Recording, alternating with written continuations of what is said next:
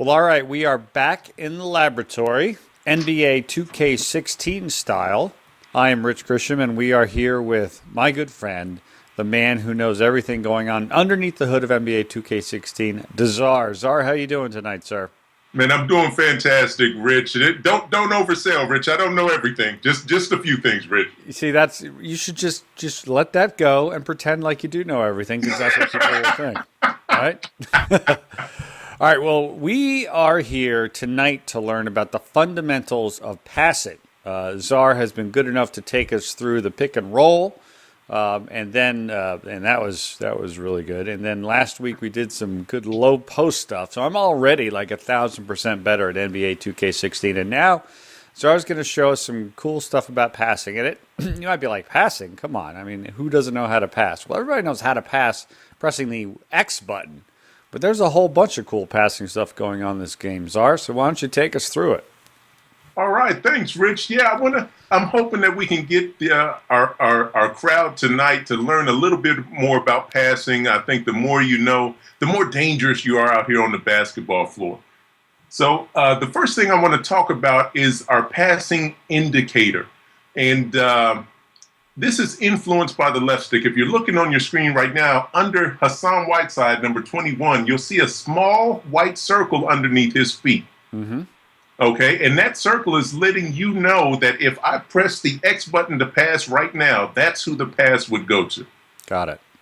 Okay, and that's going to be influenced by your left stick. So if I change my left stick direction, here you see now it's the guy in the corner there. I believe that's Luau Ding.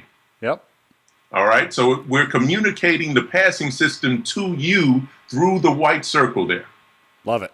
All right, and so everybody knows, as you mentioned in the intro, that passing is done with the X button. So if I press the X, the AI is going to pick the best pass for us, and that's how most people pass the ball. The first thing I want to talk about, Rich, is the bounce pass. And to bounce pass, we're going to use the circle button. Okay.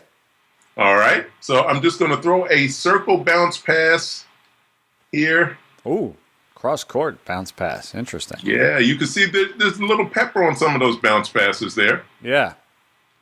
And so, Rich, I'm going to give you the ball. I just want you to work on your bounce pass. Just a single tap of that circle button. All right. And then we'll talk about some of the best uses for the bounce pass. But for right now, let's just toss a few around. All right. All right, now I'm not going to take it personal how you mistreated me in the post last time, Rich. Oh, Wade double teamed and he misses. All right, let's get it out to my point guard, Jarrett Jack. Take it up the floor here. All right. So yeah, as you said, I'm moving my left stick around. I get in the corner. Got a bounce pass over to Ellington. He's going to bounce pass it right back to him. Get it to the big man down low, Brook Lopez. Nice little bounce pass.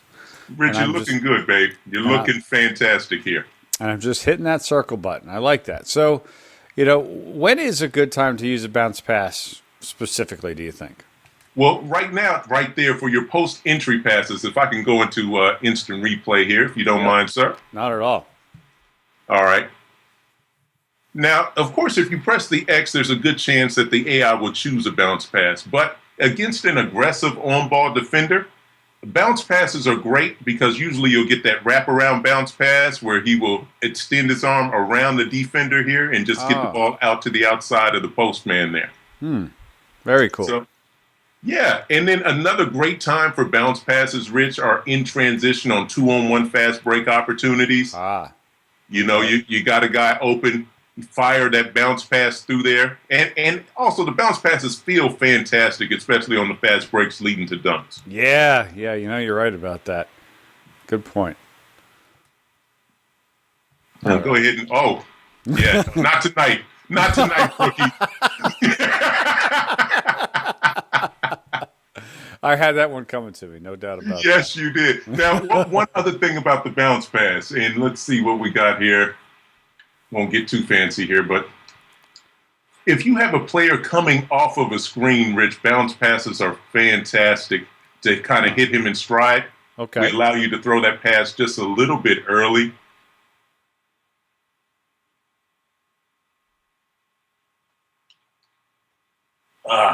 Once again, you foiled me there. But here, Nice pass. all right. So again, catch a guy coming off of a screen. Mm-hmm. Didn't get a great example of that there, but in your pick and rolls there, Yeah, that was nice. Beautifully done. fire one through there. So I like it. that's the bounce pass, Rich. Now I want to talk to you about the lob pass, if you don't mind, sir. Not at all. All right, lob pass is tapping the triangle button, and everything else we talked about remains true. That was a lob pass right there to Lopez off the pick and roll, which was a different look. Yeah, and that's a perfect time to use that lob pass. If the defender is in between you and your passing target, you want to use that lob pass. And anytime, Rich, I'm in practice mode, it's not about making the right pass at the right time in practice. It's really just about getting used to using these new buttons. Right. So I'll just go have situations where I come down in scrimmage and every pass will be a lob pass. Okay. Because if you've been playing this game and you only use the X button, yeah, under pressure, you're always going to use the X button. Ah, right. That's a good point. You got to practice it. If you're going to do it, you got to get on the court and practice it by forcing yourself to do it every time. Yeah, did you see that? Again, this time I used the pick and roll. Yeah. And this is, if you don't mind, I love instant replay, Rich. Yeah, man. So here we get the pick and roll, and the two defenders are between me and the guy I want to pass to. So I could use a bounce pass. That's a little risky, so I went with the lob pass here, right over the top, and Chris Bosh is wide open. Yeah. I mean, you know he'll take that long jumper. I mean, he loves that shot. Yes, he will. Good stuff. All right, so yeah, just work the lob pass here. Rich, get used to it a little bit if you don't mind. Not at all. Now that was a lob pass right to the wrong guy, but that'll happen sometimes. Oh, okay. Now you're just getting crazy on me. That, sir, was not a lob pass. That was a beautiful alley-oop. That was the alley-oop pass, Rich. And, we made it easy with the controls. If a triangle press is the lob pass, yeah, double tapping that triangle will get you the alley-oop. Is there a better feeling in video games than successfully converting an alley-oop? I don't think so. Absolutely not, Rich. Like, I gave it the old fist pump right there. You didn't even see it. And of course, this is the best time. I talked about being on a fast break, right? And using the bounce pass. But right here, there's a defender between me and my teammate. Right. Give him the alley-oop pass, and he will get up and finish. Man, that's beautiful. Love that. We didn't even script that out, Rich. No. That's how good we are. That's how good you are. Let's be clear. All right. So do a bounce pass, lob pass, and now let me see if I can't get Lopez up there. Oh, I missed there you it. go. But I Nice executed attempt. it, though. Nice attempt. And what you saw there, Rich, is if your guy has a lane, even a sliver of a lane, and you go for the alley-oop, he'll try to complete that. Right. So the best time to use that, Rich, let's say you used Jared Jack, and following my diagram here, you were able to penetrate into the lane right here. Right. Once you draw the defense, a double tap of that Y would be perfect. That would open up the lane, and Lopez would be able to take that lane to the rim for an alley-oop opportunity. Wow. I love that. That sounds great. It's one thing. Fast break.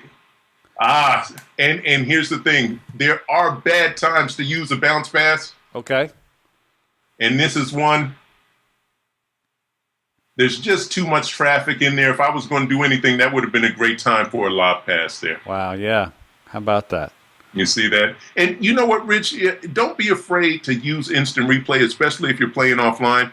It gives you a chance to look at what happened in slow motion and say, oh, man, you know what? I could have made a better decision there. Right. You are right about that. Interesting stuff.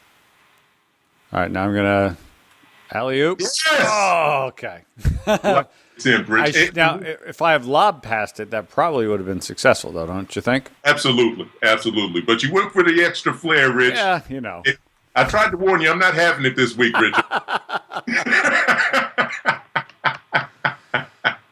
Rich, I got one more pass for you. Let's see it.